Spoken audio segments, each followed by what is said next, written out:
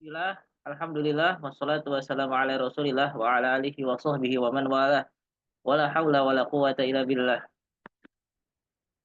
Selamat datang kami ucapkan kepada para teman-teman sekalian yang alhamdulillah dengan izin Allah kita bisa bersama-sama dalam malam hari ini mengkaji dan membahas dalam matkul Akidah dan Akhlak bersama Ustadz Marjan SHMPD Hafidhahullah Ta'ala.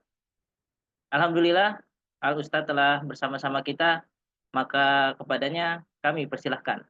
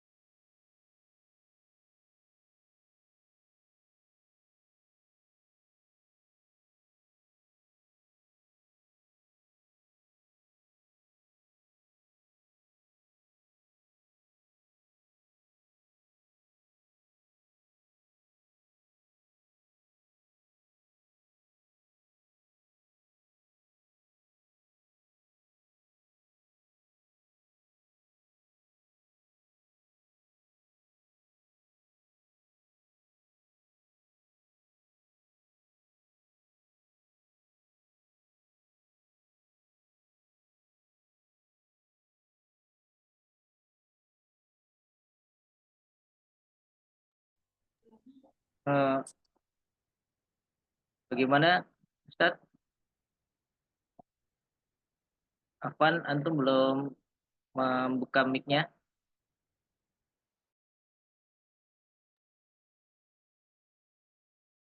Barakallahu fiik. Kita tunggu dulu sebentar ya. Kita tunggu 5 menit lagi. Oh, baik Ustadz.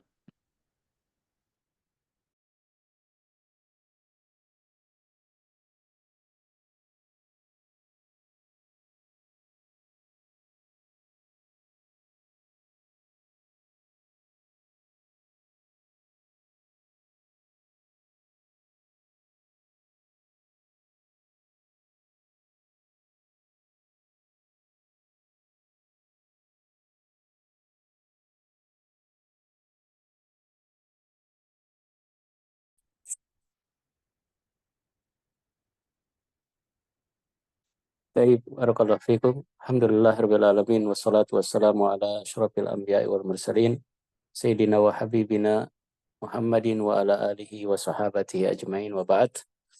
Nah, para mahasiswa hafizakumullah jami'an.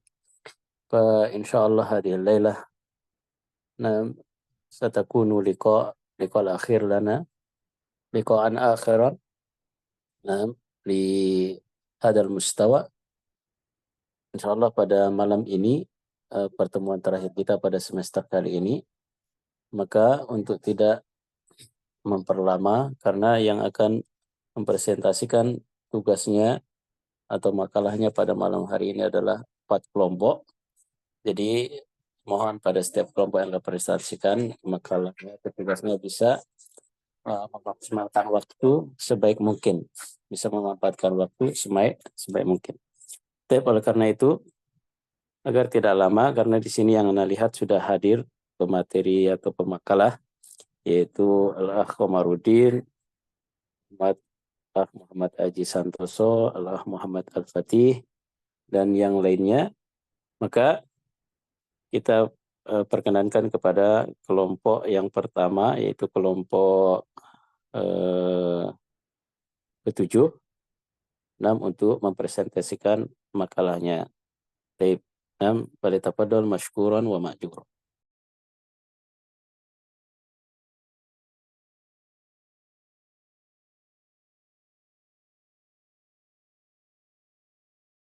Afwan Ustadz, untuk kelompok 7 atas nama Eris Yuan Danera dan kawannya mungkin belum bisa Ustadz. Jadi mungkin ini kelompok 8 dulu karena beliau Al-Ah Eris Yuan Danera sedang di luar jaringan Ustadz.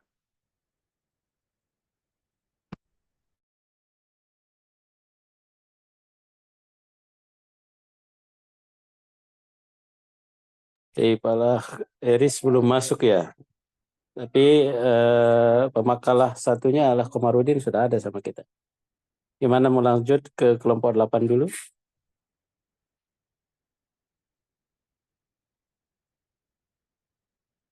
Lah Komarudin siap? Insya Allah siap, Ustaz. Baik. Apa menunggu siapa namanya? Lah Eris. Iya. Bagaimana Komarudin? Mungkin lebih baik menunggu si Aki Eris, Ustaz. Baik. Nah, antum bareng kan buat makalahnya kan? Bareng, Ustaz, insya Allah. Baik, barakallahu fikum. Nah, kalau begitu kita lompat dulu ke kelompok yang ke-8 nih. Kelompok ke-8 siapa? Karena Ustaz Muhammad Aji dan Muhammad Aji Santoso sama Rudi Hartono, Ustaz. Taib Al-Akhrudi Hartono. Taib 6, dua-duanya sudah ada 6. Dapat bola. Silakan untuk berdua bisa mulai. Barakallahu fikum. Barakallah. Bisa tolong PowerPoint-nya untuk kelas.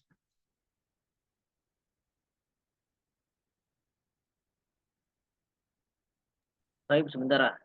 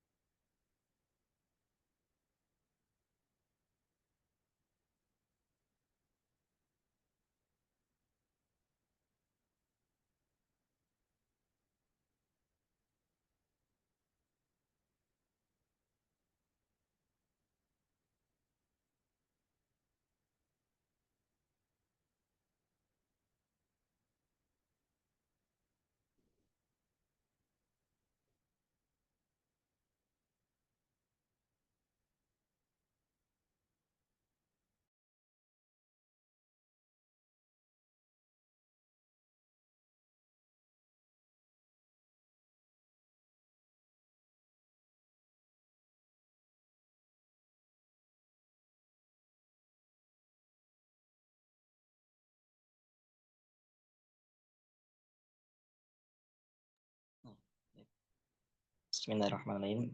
Assalamualaikum warahmatullahi wabarakatuh. Waalaikumsalam warahmatullahi wabarakatuh. Alladzi arsala rasulahu bil huda wa dinil haqq liyudhhirahu ala dini kullihi wa kafa billahi syahida. Asyhadu an la ilaha illallah wahdahu la syarika lah wa asyhadu anna Muhammadan abduhu wa rasuluhu la nabiyya ba'dah. Allahumma inna nas'aluka ilman nafi'a wa rizqan thayyiba wa amalan mutaqabbala.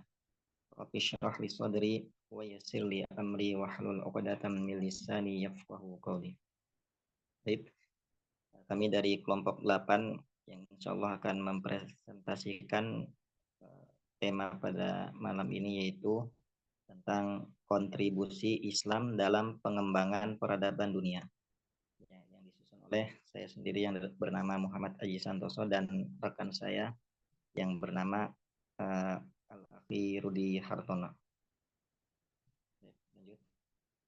Pendahuluannya, secara historis Islam telah memainkan peran penting dalam perkembangan banyak aspek peradaban dunia.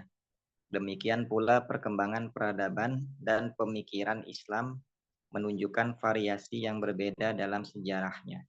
Sejak akhir masa kenabian yang berakhir dengan wafatnya Rasulullah Shallallahu Alaihi Wasallam.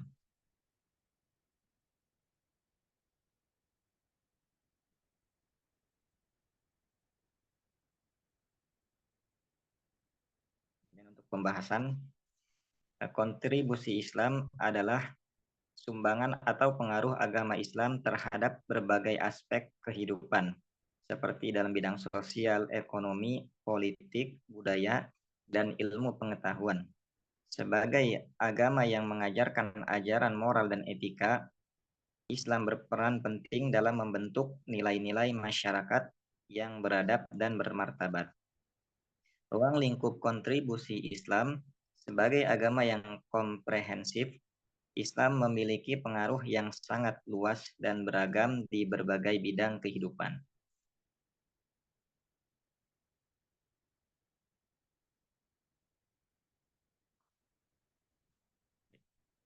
Kemudian ada beberapa contoh kontribusi Islam. Yang pertama yaitu agama dan moralitas. Islam mengajarkan tentang iman, moral, etika, dan nilai-nilai dasar kehidupan. Ini dapat membantu orang untuk hidup dengan cara yang benar dan sesuai dengan ajaran agama Islam, dan Rasul diutus untuk menjadikan akhlak manusia itu sebagai akhlak yang mulia. Kemudian yang kedua, dalam kemasyarakatan dan kemanusiaan. Jadi Islam mengajarkan keseimbangan antara hak dan kewajiban sosial. Dan ini termasuk hak dan perlindungan yang harus diberikan kepada masyarakat, serta kewajiban untuk memberikan bantuan dan dukungan kepada mereka yang membutuhkan. Kemudian yang ketiga, dalam bidang pendidikan, Islam mengajarkan pentingnya pendidikan dan ilmu pengetahuan. Hal ini terlihat dari banyaknya pesantren dan madrasah yang didirikan untuk memajukan pendidikan dan ilmu keislaman. Peran penting dunia pendidikan dalam mengembangkan peradaban Islam dan sebagai modal bagi manusia untuk bisa menjadikan hidupnya lebih bermakna.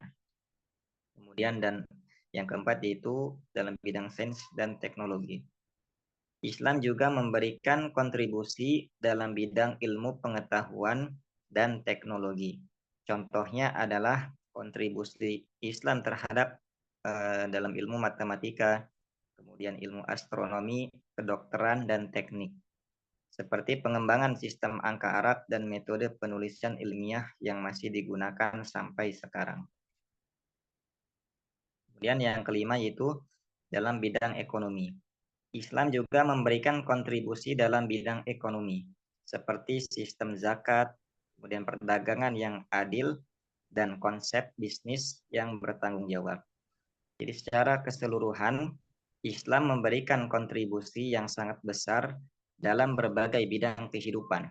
Dan hal ini menunjukkan betapa pentingnya Islam bagi kehidupan manusia dan masyarakat pada umumnya. Islam memberikan kontribusi dalam segala lini kehidupan manusia. Al-Quran dan hadis itu sebagai pedoman dalam hidup manusia. Kemudian selanjutnya akan dilanjutkan kepada rekan saya yaitu Akhi Rudi Hartono. Fadol Akhi. Bismillahirrahmanirrahim. Insyaallah anak akan membacakan materi yang anak akan presentasikan. Pengembangan peradaban dunia.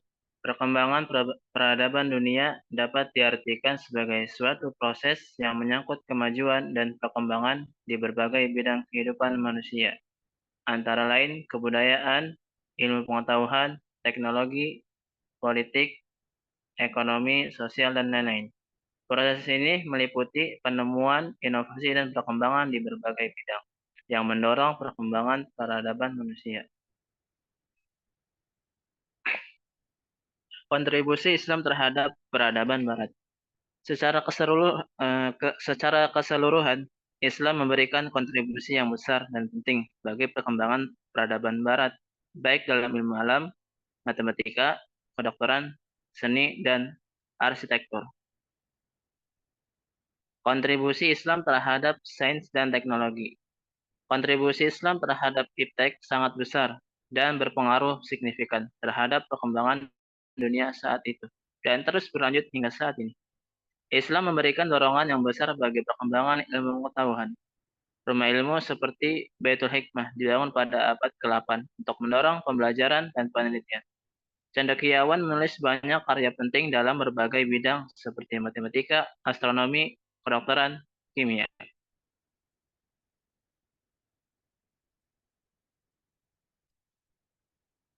Islam juga mempengaruhi perkembangan teknologi. Salah satu contohnya adalah keahlian Islam dalam mengembangkan teknik pertanian yang memungkinkan mereka meningkatkan hasil dan mengembangkan sistem irigasi yang canggih. Selain itu, penemu Muslim juga menciptakan teknologi baru seperti kertas, mesin cetak, jam mekanik, dan kaca. Islam juga memperkenalkan berbagai kebijakan kesehatan dan sosial. Salah satunya adalah sistem wakaf yang memungkinkan orang menyumbangkan kekayaannya untuk tujuan kemanusiaan, seperti membangun rumah sakit dan sekolah. Selain itu, Islam juga menganjurkan perilaku sehat seperti mandi dan menjaga kebersihan diri yang sangat penting bagi kesehatan. Dapat disimpulkan bahwa Islam telah memberikan kontribusi yang signifikan bagi perkembangan peradaban dunia dalam berbagai bidang. Kontribusi ini mencakup sains, teknologi, kesehatan, dan kebugaran. Namun, masih ada tantangan yang harus dihadapi agar warisan peradaban Islam tetap hidup dan berdampak positif bagi dunia. Penutup. Ajaran Islam menyebar ke seluruh dunia selama berabad-abad, dengan sendirinya meninggalkan tinta emas dan toleransi positif berupa ilmu pengetahuan kepada peradaban dunia. Walaupun kekuatan Islam absolut sudah tidak ada lagi, hal ini disebabkan penyebaran daerah-daerah tidak dimasukkan pasukan Islam dapat berkembang pada masa ini. Sebagian berkat kerja para ilmuwan dan peneliti. Mereka merupakan pelopor lahirnya peradaban dunia. Selain itu, ilmuwan muslim juga mengembangkan cara berpikir dan kecerdasan otaknya untuk berpikir dan menciptakan sesuatu yang baru dalam ilmu pengetahuan. Peran dan kontribusi umat Islam dalam kemajuan peradaban dunia.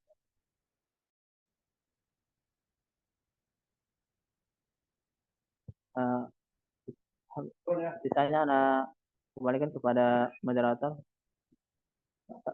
Tafadhol. Ya, baik. Alhamdulillah telah selesai presentasi yang kami sampaikan, karena kami hanya menyampaikan inti-intinya saja. Kalau di makalah itu sangat banyak, mungkin tidak cukup waktunya kalau disampaikan semua, jadi inti-intinya saja yang kami sampaikan. Sekian, mungkin kalau ada pertanyaan bisa ditampung kemudian di sesi akhir nanti kami insya Allah menjawabnya. Barakallahu fikum atas presentasi yang disampaikan. Silakan teman-teman, kalau ada pertanyaan, satu pertanyaan saja untuk setiap pemakalah dan nanti akan dijawab di sesi terakhir. Tafadhol.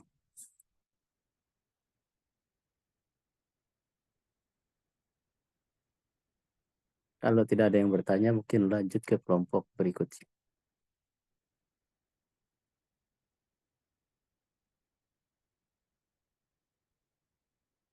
Silakan, Ala Khairul Arifin mau bertanya.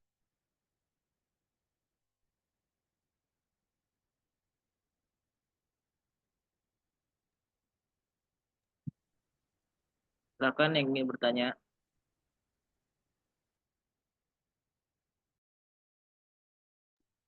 Apa Ustaz? Mungkin belum ada Ustaz.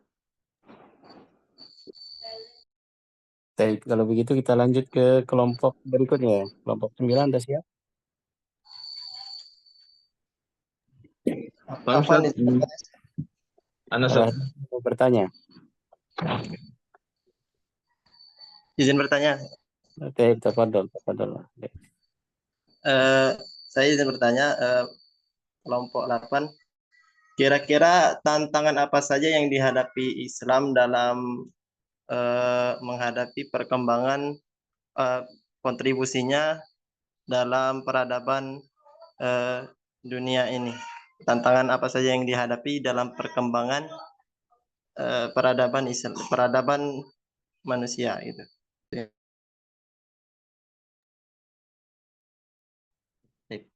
Insya Allah kami tampung dulu pertanyaannya ya.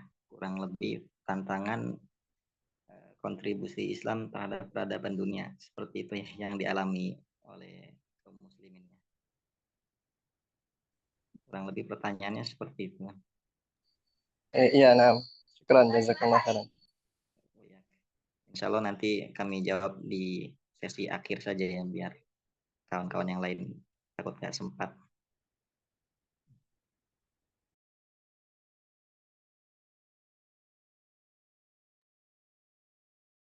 Baik, silakan kita masuk ke kelompok yang 9 atau kelompok yang 7.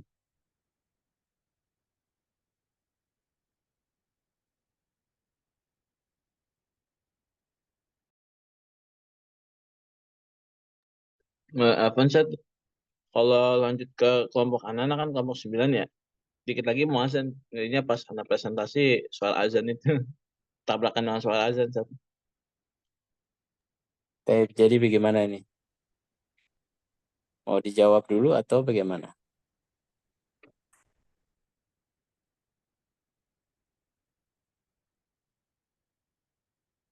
Mungkin tidak apa-apa ya presentasi aja dulu. Al-Akhbatir sama siapa? Sendiri. Lu Paling sendiri. ini udah kirim makalahnya seperti itu. Ustaz. Baik, ini 2 menit lagi kalau di tempat anak azan. 2 menit. Nah, ini udah azan. Ya udah, Ustaz, mungkin boleh kalau memang ini ada presentasi. Nah, tafadhal. Afan Ustaz, mungkin yang Ustaz yang lain dikirimkan untuk ini share screen-nya. Ada yang bisa bantu share screen? Al-Fatih bisa bantu? Ya, sebentar Ustaz. Baik, Pak.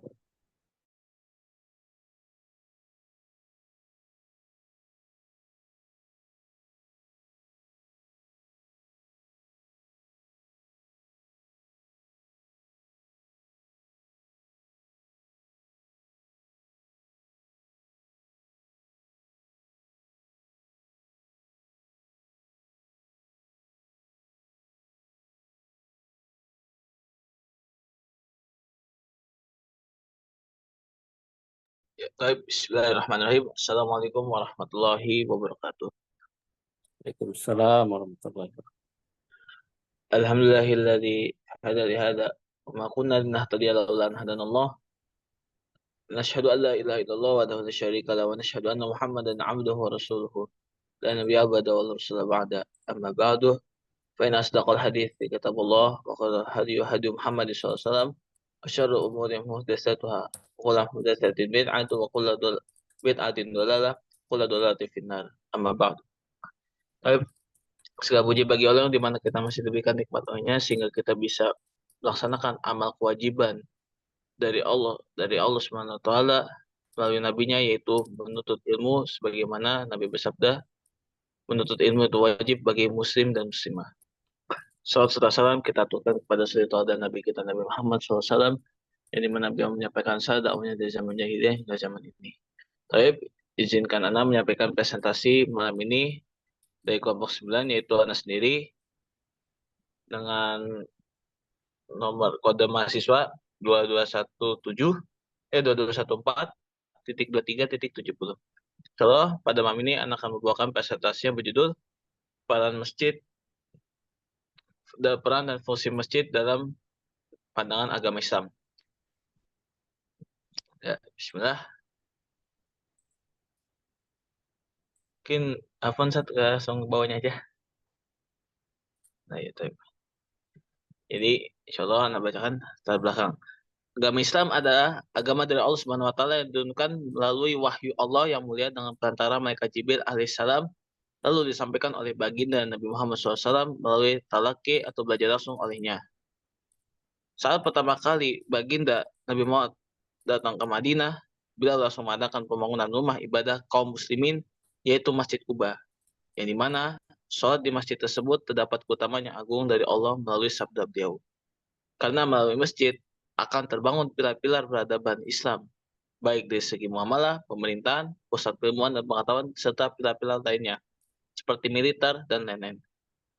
Maka peran dan fungsi masjid yang didirikan tersebut tidak terbatas hanya sebagai tempat sholat saja, karena di zaman Nabi, masjid pun bisa didirikan untuk tempat latihan perang, bahkan bisa menawan musuh, sebagaimana sahabat Sumamah bin Utsal.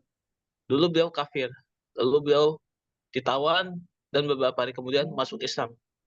Seperti itu. Tapi Ustaz, untuk lanjutkan slide selanjutnya. Ya, bismillah. Pembahasan masjid, pengertian dan penjelasan terkait masjid. Masjid dari istilah bahasa Arab, mufradatnya itu sajidaya sujuduh atau sajidaya sujuduh. Artinya tempat bersujud. Nah, masjid dalam istilah kita itu adalah tempat kita menghambakan diri kepada Allah Subhanahu wa taala untuk kaum muslimin khusus. Lebih seperti itu. Keutamaan masjid yang banyak dijelaskan oleh Allah dan Rasulnya melalui lisan para ulama telah memotivasi kita atau mendorong kita untuk berlomba-lomba memakmurkan. Pertama dengan apa? Meramaikan ibadah sholat wajib, mengadakan majelis zikir, memperbanyak tilawah, dan memperbanyak doa di dalamnya. Bagaimana dalam firman Allah, surat Jin ayat 18, dan sesungguhnya masjid itu adalah kepunyaan Allah. Maka janganlah kamu menyembah seorang pun dalamnya di samping Allah. Maksudnya, masjid khusus tempat beribadatan hanya Allah saja. Tidak ada di situ umpama kita beribadah di masjid tapi ada patung, tawasul dengan orang mati, tawasul dengan patung, kalau seperti itu. Dan utama masjid yang sangat agung ini tidak hanya di Al-Quran saja. Ada di Al-Hadis yang mulia. Afwan Ustaz, bawahnya lagi. Sebagaimana dalam sabda Nabi SAW yang mulia, tidaklah berkumpul suatu kelompok hamba Allah di masjid, yaitu kegiatannya apa? Membaca Al-Quran, majelis zikir, kecuali dari Allah apa? Illa nazalat alaihim sakinah. Turunkan ketenangan atas mereka, ketenangan hati mereka. Wa ghusyathumur rahmah. Dinaungi rahmat dari Allah Subhanahu wa taala. Wahafathumul malaikah.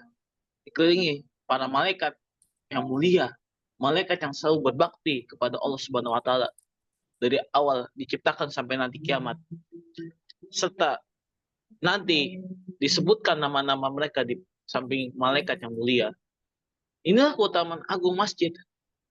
Andai kata kita mengadakan majelis zikir, majelis ilmu di masjid, dan niat karena Allah Subhanahu wa taala, itulah keempat keutamaan yang didapatkan dari sabda Nabi SAW.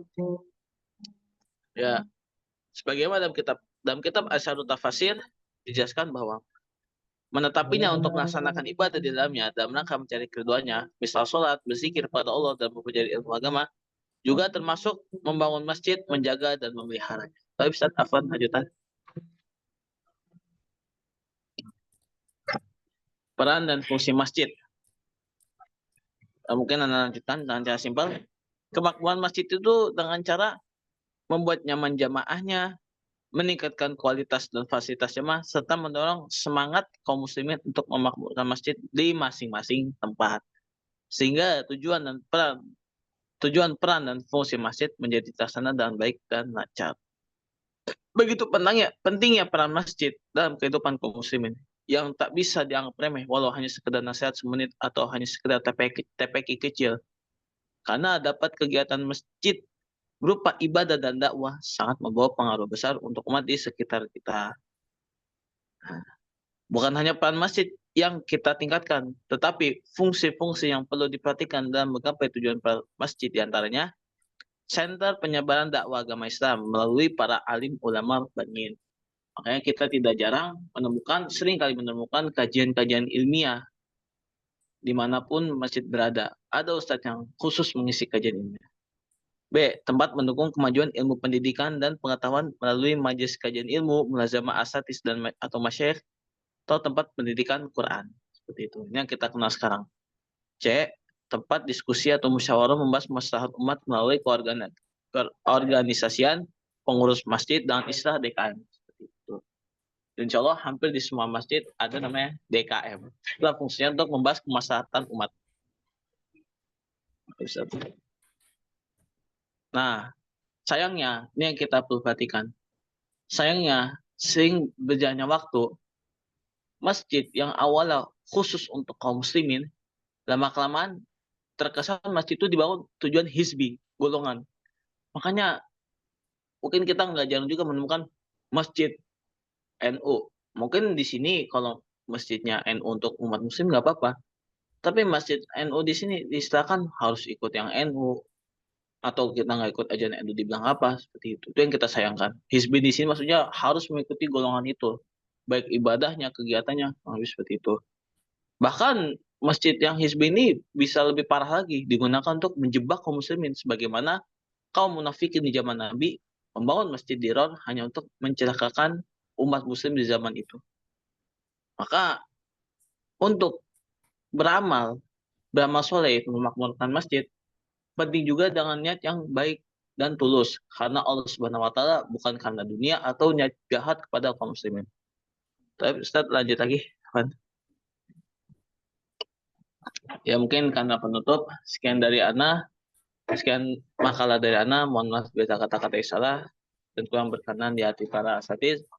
Kebenaran datang dari Allah Subhanahu wa taala dan kesalahan datang dari pribadi Ana dan saya tanya dengan Allah Subhanahu wa taala. Ya, billahi taufiq wal hidayah. Wassalamualaikum warahmatullahi wabarakatuh. Waalaikumsalam warahmatullahi wabarakatuh. Baik, ikhwah, kita break dulu sebentar ya. Sudah selesai azan di sini. Mungkin kita masuk ke di jam paling lambat lah 19.20 ya, 19.25 lah paling lambat.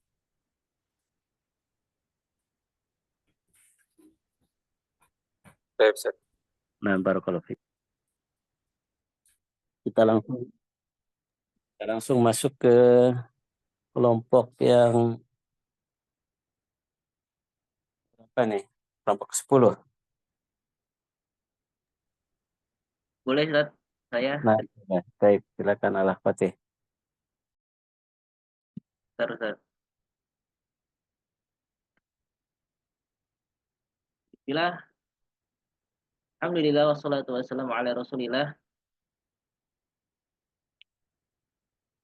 Alhamdulillahilladzi asyhadu an la ilaha illallah al-malikul haqqul mubin Muhammadur Rasulullah shadiqul wa'dil amin. Baik, alhamdulillah. Kami dari kelompok 10 akan mempresentasikan dengan judul Shirathul Mustaqim.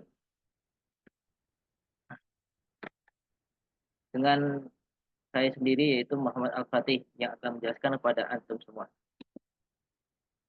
Sebelum kita masuk ke dalam materi, ada quotes atau kutipan yang sangat bagus sekali dari Al-Imam Hasan Al-Basri rahimahullah, yaitu bahwa jualah kehidupanmu saat ini untuk kehidupanmu selanjutnya, akhirat. Niscaya kamu akan mendapatkan keduanya. Tetapi jika kamu menjual kehidupan selanjutnya untuk kehidupan saat ini, maka kamu akan kehilangan keduanya.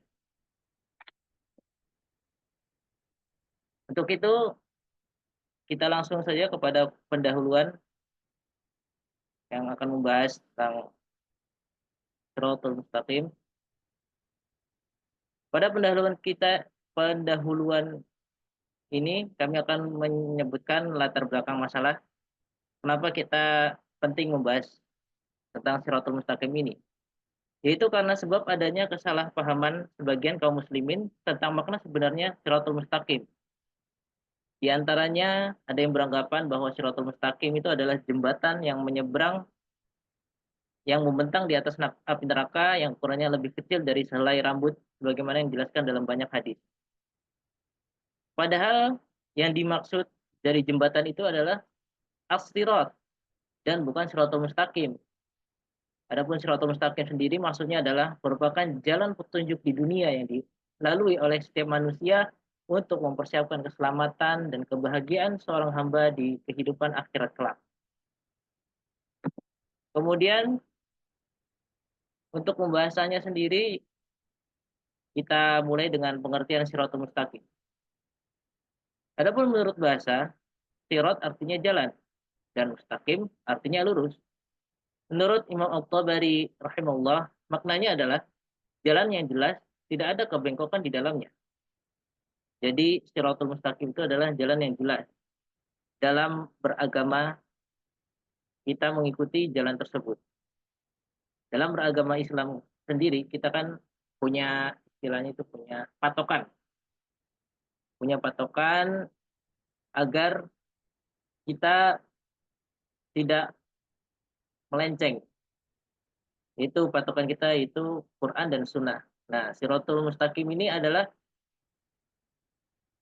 Quran dan Sunnah itu sendiri yang bentar lagi kita akan jelaskan. Sedangkan menurut istilah, Shirathul Mustaqim adalah agama Islam itu sendiri. Karena agama Islam yang mengajarkan perkataan dan amalan yang lurus dan tidak menyimpang dari fitrah manusia. Hal ini berdasarkan firman Allah surat Al-An'am ayat 161 yang artinya, katakanlah wahai Nabi Muhammad, sungguhnya Tuhanku telah membimbingku ke jalan yang lurus, agama yang benar, agama Ibrahim yang lurus, dan dia atau Nabi Ibrahim tidak termasuk orang-orang syirik. Ayat di atas disebutkan bahwa Shiratal Mustaqim adalah agama Nabi Ibrahim.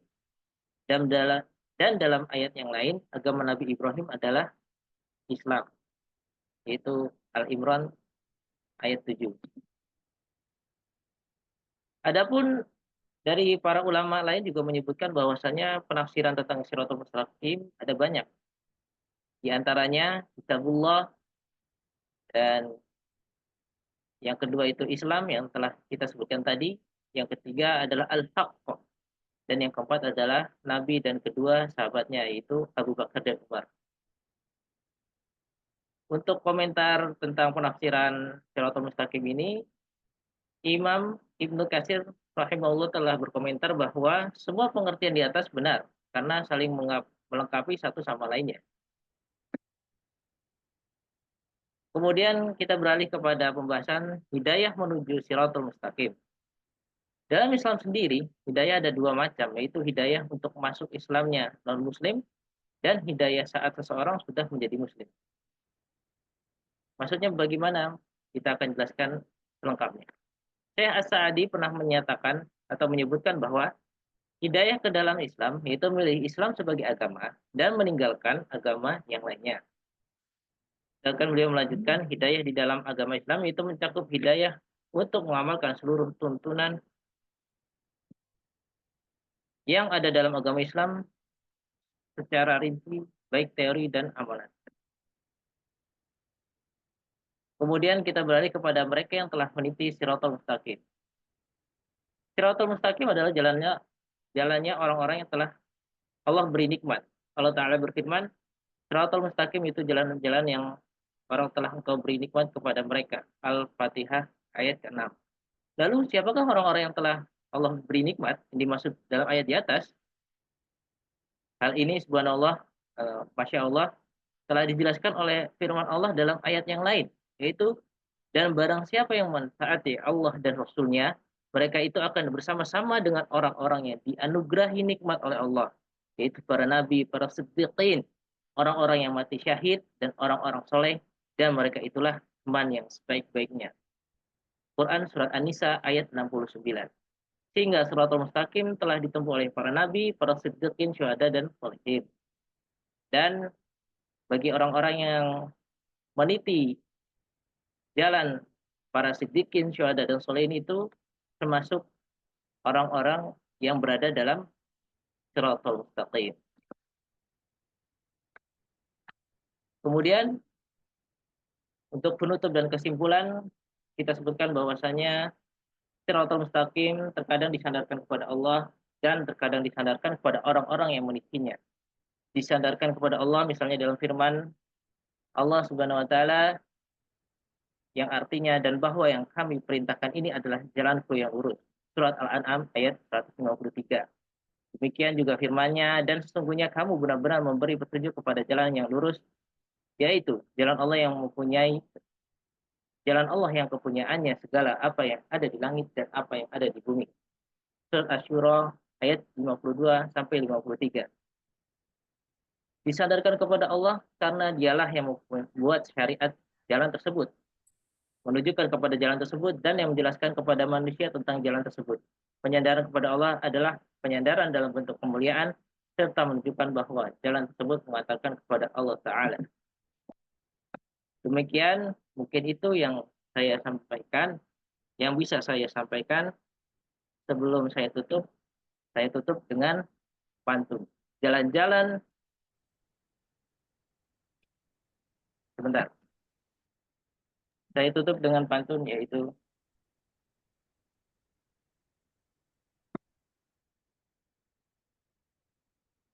Barakallahu fiik pada akhina Muhammad Al-Fatih. atas presentasinya. Apaan mungkin suaranya agak kurang jelas, ini sedang hujan. Allahumma shalli wa sallim ya. Baik. Untuk itu sekarang kita lanjut ke kelompok ke-7, pemateri terakhir pada pertemuan hari ini. Alhamdulillah sudah bergabung dengan kita pemateri kelompok 7, Al-Akh Omarudin dan Al-Akh Eris Yuan. Nah, ada waktu sekitar 10 menit untuk presentasi dari sekarang. Maka kita persilahkan kepada Al-Akh Omarudin, Al-Akh Eris untuk mempresentasikan makalah. Baik, tafadhol. Baik, syukran jazakumullah khairan Ustadz Marjan atas waktu yang diberikan. Sebelumnya kami izin untuk menampilkan share screen ya teman-teman.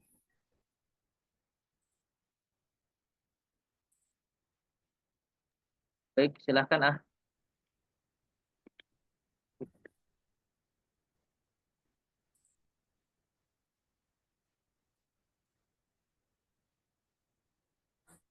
Apakah sudah muncul? Alhamdulillah sudah.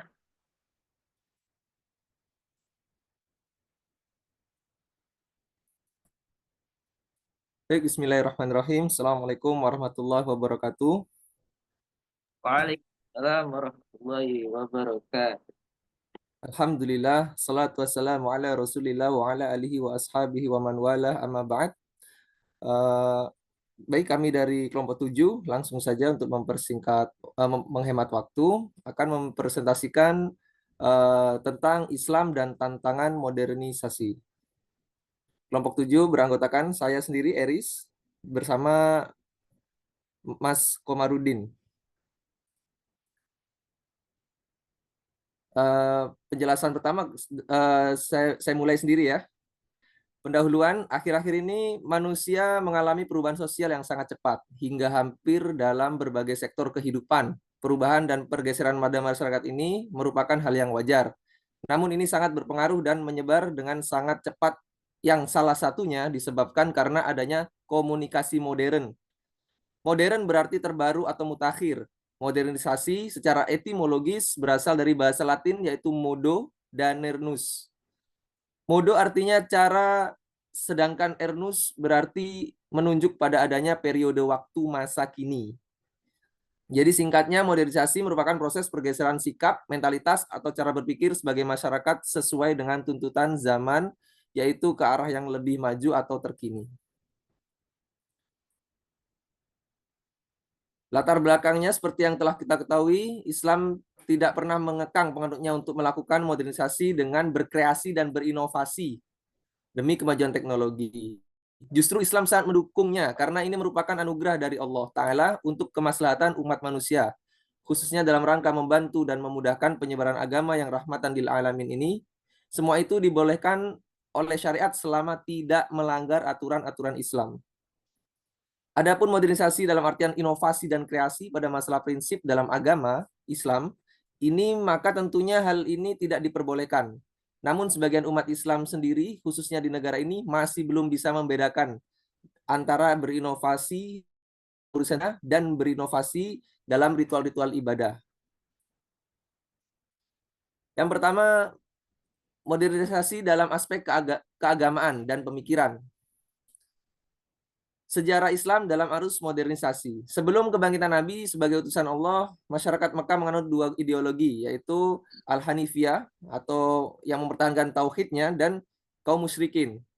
Kaum musyrikin terkenal dengan paganismenya. Meskipun mereka menyembah patung-patung pada masa itu, namun sebagian mereka mempercayai Allah itu ada dan patung-patung tersebut dianggap sebagai perantara yang menghubungkan mereka kepada Allah.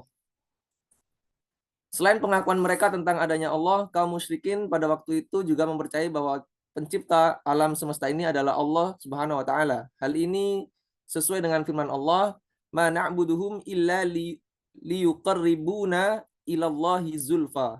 Tidaklah kami menyembah mereka berhala-berhala itu melainkan untuk mendekatkan kami kepada Allah. Quran surat Az-Zumar ayat ketiga.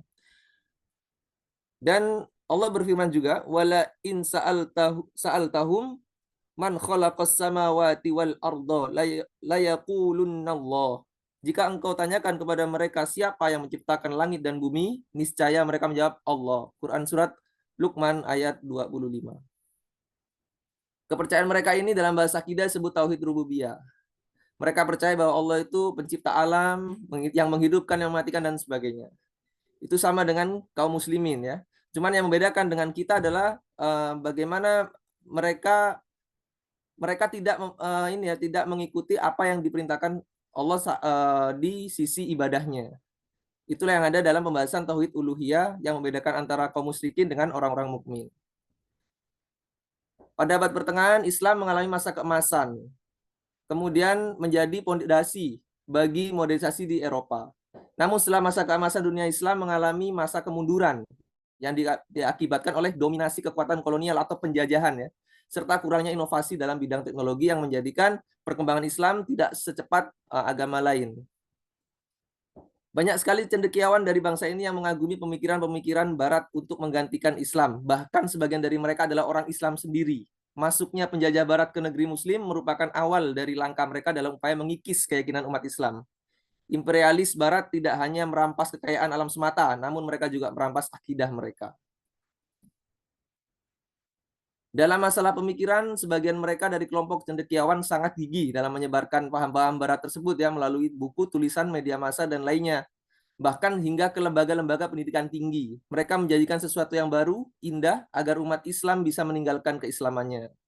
Mirisnya, banyak sekali kaum muslimin yang juga masih belum memahami bahwasanya banyak hal-hal yang mengarah kepada kemusyrikan namun tidak disadari.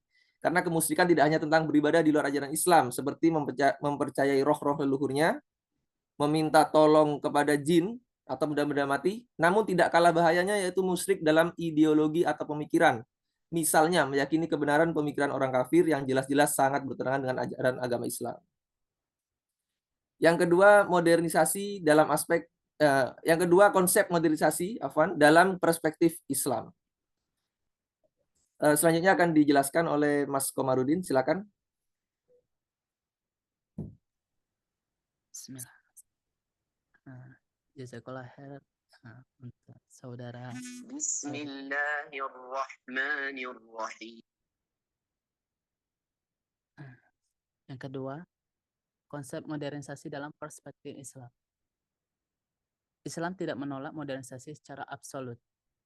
Modernisasi dalam Islam diartikan sebagai proses perubahan sosial yang positif dan bertujuan untuk meningkatkan kualitas hidup manusia. Namun, modernisasi dalam Islam harus selaras dengan nilai-nilai Islam dan tidak bertentangan dengan prinsip-prinsip dasar agama. Modernisasi yang tidak berlandaskan nilai-nilai Islam dapat menimbulkan berbagai masalah, seperti sekularisme, individualisme, dan kerusakan moral. Dalam Islam, modernisasi harus dijalankan dengan memperhatikan beberapa hal seperti tauhid, keadilan sosial, kemanusiaan, dan maslahah atau kepentingan bersama. Makna positif dari modernisasi itu lebih identik dengan istilah at-tajdid yang bermakna pembaharuan. Hal ini berdasarkan hadis Nabi, Innallaha yab'atsu li hadhihi ummati ala ra'si kulli mi'ati sanatin man yujaddidu laha diyanaha. Sesungguhnya di setiap penghujung 100 tahun Allah mengutuskan untuk umat ini orang yang akan memodernisasi atau membaharui agama mereka. Hadis riwayat Abu Daud nomor 4291.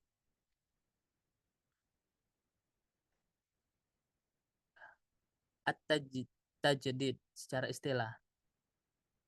Pertama, at-tajdid atau pembaharuan agama adalah menghidupkan kembali pokok-pokok ajaran agama, usuluddin, dan cabangnya yang telah hilang atau melemah, dan mengembalikannya kepada kebenaran ajaran Al-Quran dan Sunnah, serta menghilangkan semua kebid'ahan dan khurafat yang bersemayam dalam akal manusia. At-tajdid din mafhumuhu wa dawabituhu. As-saruhu halaman 46. Dua, at-tajdid adalah mengembalikan keindahan dan kejayaan Islam dengan menghidupkan sunnah dan syiar-syiarnya yang telah hilang, serta mensucikannya dari kebid'ahan, kufarat, dan tambah-tambahan yang disusukan dalam Islam. Lalu menebarkan Islam yang asli dan suci di tengah manusia.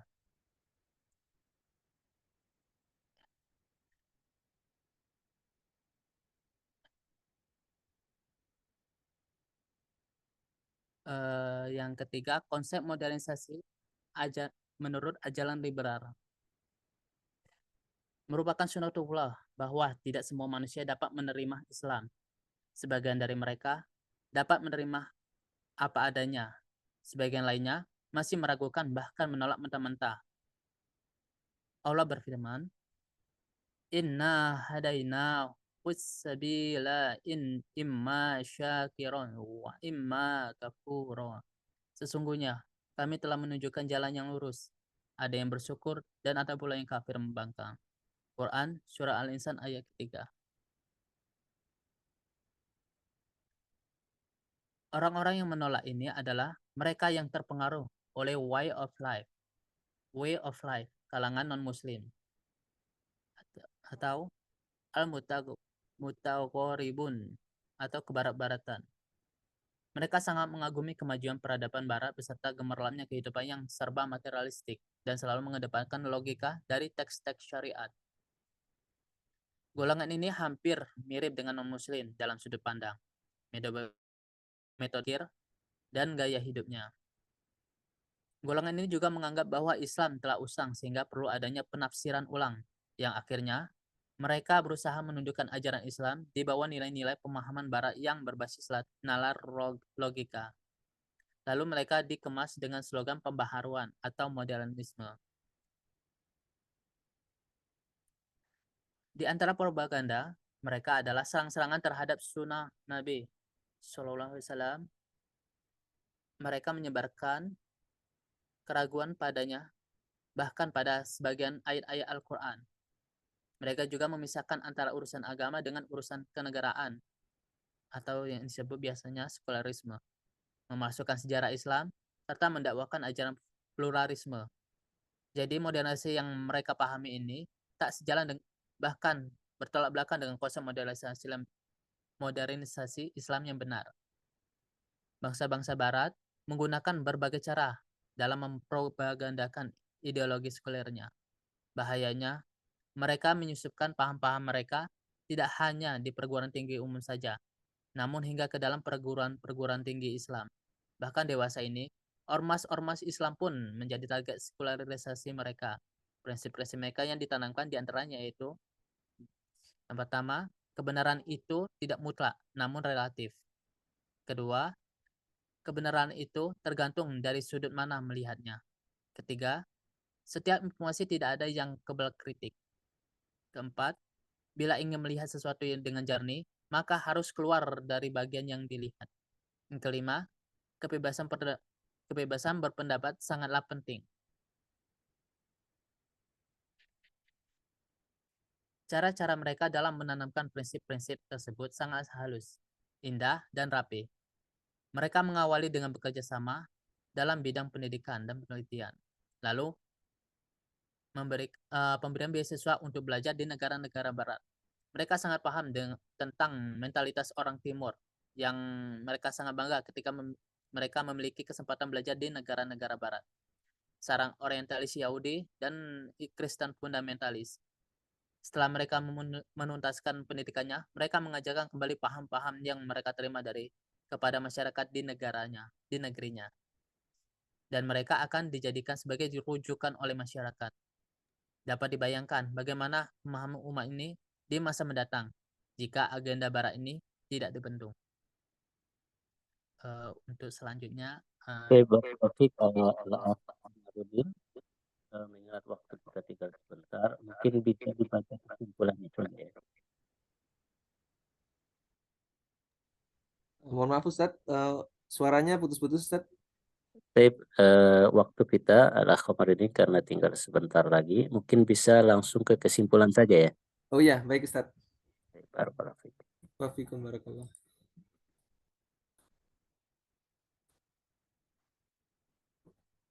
Jadi sebenarnya ada sedikit pembahasan modernisasi dalam teknologi informasi, cuman karena waktu sudah habis, jadi kami langsung ke kesimpulan. Dari materi yang telah dibahas di atas, ada beberapa kesimpulan yang dapat diambil. Di antaranya itu modernisasi dalam Islam dibagi menjadi dua. Pertama, modernisasi yang dilarang, yaitu dalam aspek pemahaman keagamaan. Dan yang kedua, modernisasi yang diperbolehkan, yaitu dalam pengembangan teknologi. Modernisasi dalam aspek keagamaan dapat mengarahkan kepada kemusyrikan. Modernisasi dalam bidang teknologi memiliki dampak positif dan negatif. Dampak positifnya dapat membantu meringankan dan mempercepat penyebaran agama Islam yang benar. Sedangkan dampak negatifnya yaitu dapat disalahgunakan dalam berbagai hal yang merugikan diri sendiri bahkan orang lain. Selanjutnya, umat Islam memiliki adab-adab dalam melaksanakan setiap kegiatan. Salah satunya dalam memanfaatkan kemajuan teknologi ini. Saran dari kami di akhir makalah ini, penyusun ingin menyampaikan beberapa saran kepada pembaca sekaligus kepada tim penyusun sendiri untuk selalu memanfaatkan kemajuan teknologi semaksimal mungkin dalam meningkatkan pengetahuan di bidang agama. Dan penyusun juga mengingatkan untuk tidak pernah lelah mempelajari dan mendalami ilmu agama dengan benar agar terhindar dari paham-paham yang menyimpang yang dapat mengarahkan kita dan orang terdekat kita kepada kesesatan dan kekafiran. Mungkin itu saja dari kami kelompok 7. Kurang lebihnya kami memohon maaf. Jazakumullah khairan. Assalamualaikum warahmatullahi wabarakatuh. Waalaikumsalam warahmatullahi wabarakatuh. Jami'an wa jazakumullah khairan kepada para pemateri dari materi kelompok 7 sampai ke kelompok 10. Nah, karena waktu kita yang terbatas, mungkin ada satu penanya sebelum tadi dijawab oleh kelompok 8 pertanyaan yang pertama.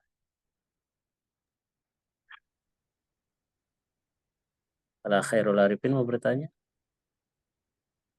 Nah, Ustaz. Baik, tafadhol. Pertanyaannya singkat saja. Bagaimana dalam modernisasi ini seorang muslim dapat memilah hal yang perlu dia lakukan, maksudnya yang bisa dia ambil atau tidak, dari mana tolak ukurnya, dan bagaimana cara menyeleksinya seperti itu. Lebih persingkat lagi, bagaimana tolak ukur sebagai seorang muslim dalam menyeleksi hal-hal yang berdatangan di zaman modern ini, begitu. Barakallahu fiik. Nah, ini untuk pertanyaan ke kelompok berapa nih? Kelompok 7, 8. Yang baru 7, tadi, Seth. Yang baru. Ya. Sebetulnya ada lagi pertanyaan yang ke Ustaz Fajar, tapi ini aja dulu, Seth, biar singkat. Yang baru tadi nih, Mas Eris dan Ustaz Komarudin.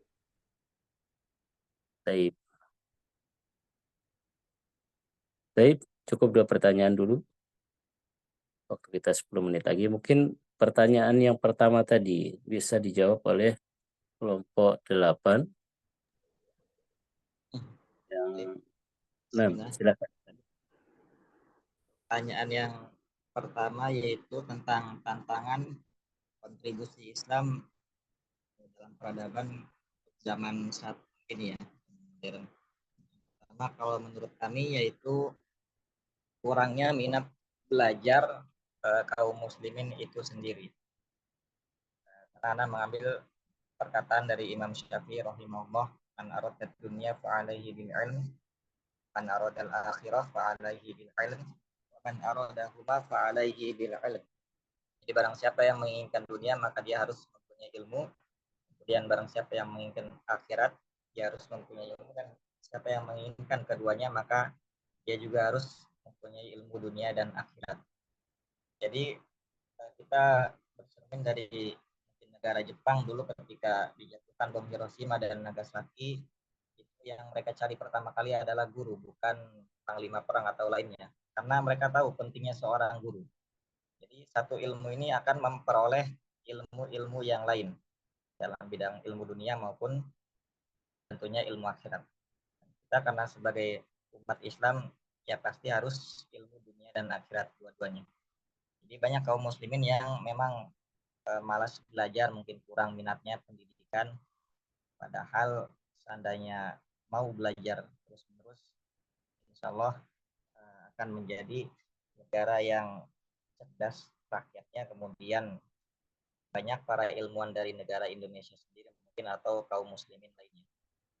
Kemudian dalam bidang ekonomi mungkin karena banyaknya orang-orang yang tidak jujur. Ya, para pemimpin mungkin banyak yang korupsi karena kurangnya rasa takwa kepada Allah Subhanahu wa taala yang membuat rakyatnya sendiri itu menjadi menderita. Seandainya semua dana dari pemerintah itu dibagikan merata ke fakir miskin, saya Indonesia ini tidak akan ada satupun orang miskin mungkin ya. Karena kita bercontoh dari negara Arab Saudi, di Indonesia ini kekayaan alamnya sangat melimpah, tapi kenapa kita tidak bisa lebih kaya dari Arab Saudi?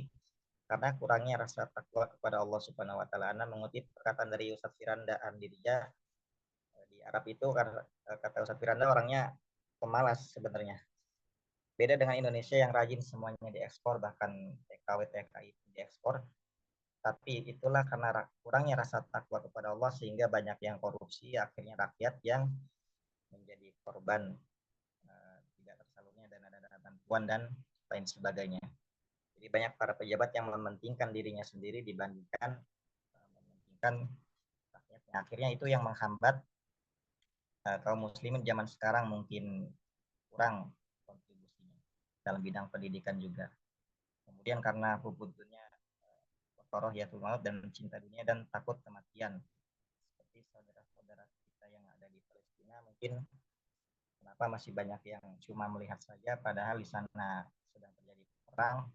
Mungkin kalau tidak cinta dunia, semua orang berpikir ingin menyelamatkan, mungkin tidak ada satupun yang takut ke sana gitu, semua negara gitu. Tapi itulah takdir Allah mungkin. Karena zaman saat ini mungkin kaum muslimin seperti buih yang di lautan sebagaimana yang disabdakan oleh Rasulullah Shallallahu Alaihi Wasallam. Itu penyakitnya yaitu hubud dunia wa karahiyatul maut, cinta dunia dan takut mati. Ya, itulah mungkin suatu saat nanti akan ada orang-orang Islam yang berani membela rakyat Palestina, terutama dari para pemimpinnya terlebih dahulu. Jika pemimpinnya tidak mau membantu, bagaimana rakyatnya mau ikut membantu? Karena kita membantu itu atas perintah presiden atau pemimpin setiap negaranya masing-masing. Jadi itu mungkin kurang lebih jawaban yang kami simpulkan, banyakkan kurangnya takwa dan pendidikan yang minim. Mungkin ada tambahan dari Ustadz. Baik, barakallahu fiik. Nah, atas jawabannya.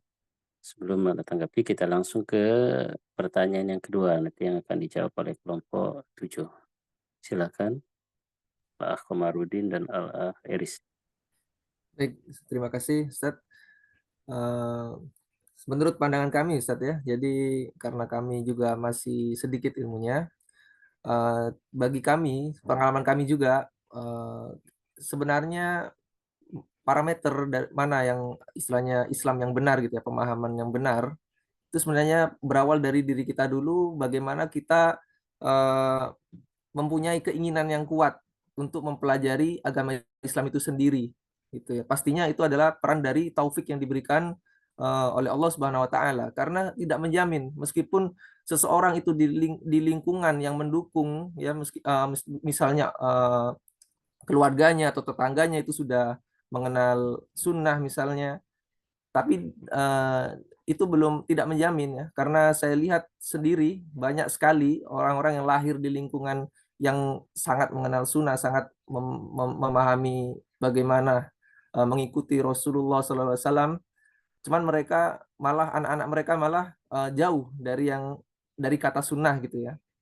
Jadi lebih kepada tolak ukur bagaimana caranya kita sebagai penuntut ilmu atau sebagai orang awam bahkan ya, kita harus bertekad kuat tadi, kembali lagi ke kita gitu.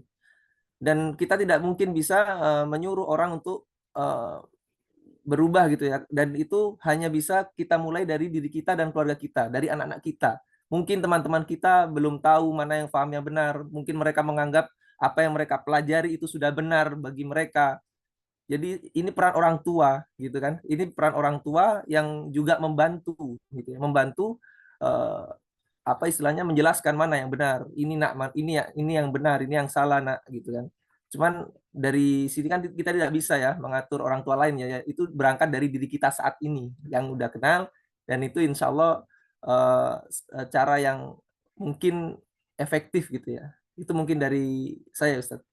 Mungkin ada ditambahkan lagi, Ustadz. Baik, barakallahu fiik atas jawabannya. Baik, Ana coba menanggapi pertanyaan yang pertama tadi berkaitan tentang apa sih namanya? Penghalang terbesar atau rintangan terbesar perkembangan Islam di abad modern ini. Pertama adalah tantangannya adalah itu kembali kepada umat Islam itu sendiri, di mana saat ini kaum muslimin sudah banyak yang termakan dengan syubhat yang mengatakan bahwasanya agama Islam ini adalah yang saat ini tidak cocok dengan zaman yang sekarang. Nah, mereka mengatakan ajaran Islam sudah usang, tertinggal oleh kemajuan zaman dan fenomena kekinian. Inilah yang banyak merasuki atau yang banyak umat Islam itu sendiri memiliki pemahaman yang demikian. Padahal kalau kita kembali ke dalam Al-Quran, Allah Subhanahu wa Ta'ala telah menjelaskan dengan jelas, gamblang. Allah mengatakan, ma farratna fil kitabi min syai'. Tidak ada sesuatu pun yang kami luputkan di dalam kitab. Segala hal sebenarnya semua sudah ada. Tinggal bagaimana kita menanggapi kemajuan zaman ini sebagaimana yang telah Allah kasihkan solusinya dalam Al-Quran dan yang telah Nabi SAW kasihkan solusinya di dalam hadis. Tidak ada yang luput. Mau zaman seperti apapun itu, asalkan bagaimana kita mengamalkan ajaran Islam itu sendiri. Makanya Imam Malik pernah mengatakan, beliau mengatakan, lan yusliha akhiru hadil ummah illa ma saluha awwaluha. Tidak akan baik keadaan atau kesudahan umat ini kecuali mereka kembali kepada kebaikan generasi awal. Bagaimana mereka menjalankan Islam. Nah, jadi rintangan itu sendiri adalah muncul dari umat Islam itu sendiri. Jauhnya mereka dari pemahaman agama yang benar. Kemudian banyaknya mereka yang berpahaman sekuler, tadi berpahaman liberal, dan lain-lain sebagainya. Nah, tantangan itu sendiri ada pada umat Islam itu sendiri sebenarnya. Bukan kepada yang lain. Itu sekilas. Kemudian yang kedua, yang tadi disampaikan oleh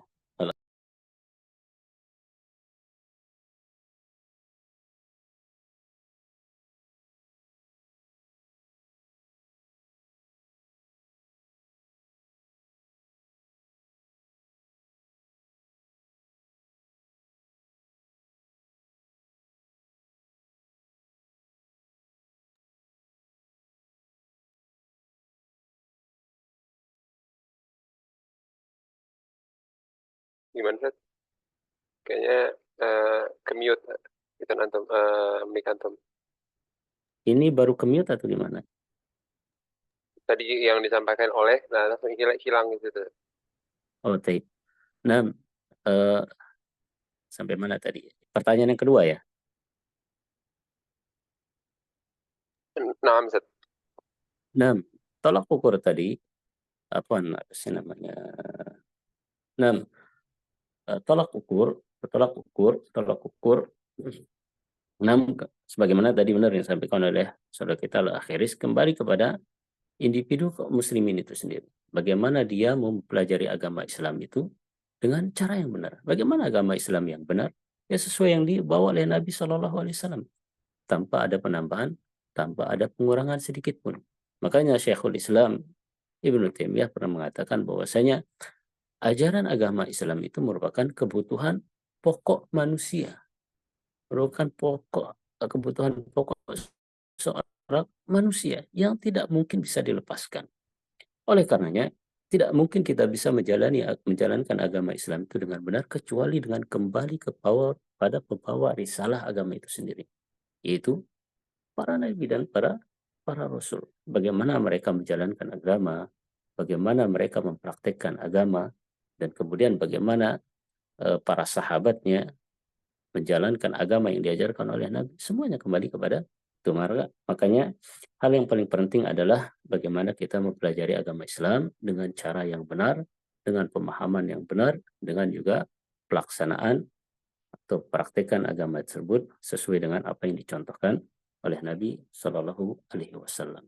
Jadi mungkin ini yang bisa Anda tanggapi karena waktu kita sudah habis, dan inilah pertemuan kita yang terakhir pada semester kali ini. Dan Anda ucapkan mohon maaf kepada teman-teman semua bila dalam waktu perjumpaan kita bersua walaupun lewat Zoom, banyak kesalahan yang Anda sampaikan, mohon maaf. Nah, insya Allah untuk UASnya kita ambil poin-poin besar dari setiap makalah yang diambil. Nah, untuk jawabannya boleh untuk dicari nanti di internet atau yang lain sebagainya. Nah, gimana ketua kelas? Kita cukupkan sampai di sini. Baik Ustaz, silakan Ustaz. Baik. Baik teman-teman, waktu kita sudah lewat 4 menit. Kita cukupkan sampai di sini pertemuan kita dan siap-siap nanti untuk UAS. Semoga nanti kita bertemu lagi pada semester berikutnya. Nakhtatim bidu'ai kafaratul majlis. Subhanakallahumma bihamdika asyhadu an la ilaha illa anta astaghfiruka wa atubu ilaik. Assalamualaikum warahmatullahi wabarakatuh. Waalaikumsalam warahmatullahi wabarakatuh. Jazakumullah khairan. Khairan Allah yubarik fik, Ustaz. Ustaz. Barakallahu fikum. Waalaikumsalam. Jazakumullah khairan atas ilmunya yang selama ini diberikan.